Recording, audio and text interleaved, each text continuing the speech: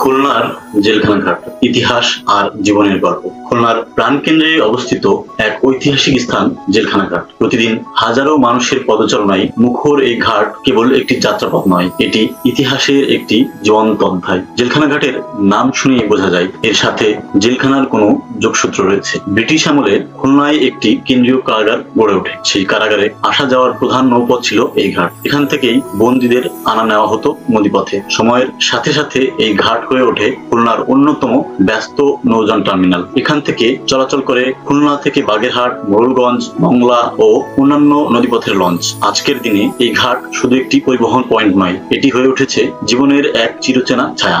সকাল সন্ধ্যা শ্রমজীবী মানুষের ভিড়, নদীপাড়ের হকার আর জীবিকার সংগ্রামে ব্যস্ত সময় কাটায় অনেকেই। জেলখানা ঘাট খুলনার একটি ইতিহাস, একটি গল্প, একটি চলমান জীবনধারা। এমন অনেক ঐতিহাসিক স্থান আজ আমাদের অজানায় হারিয়ে যাচ্ছে। চেনা শহরের অচেনা ইতিহাস তুলে ধরতেই আমাদের এই প্রচেষ্টা। ভিডিওটি ভালো লাগলে শেয়ার করুন, ফলো করুন। ধন্যবাদ।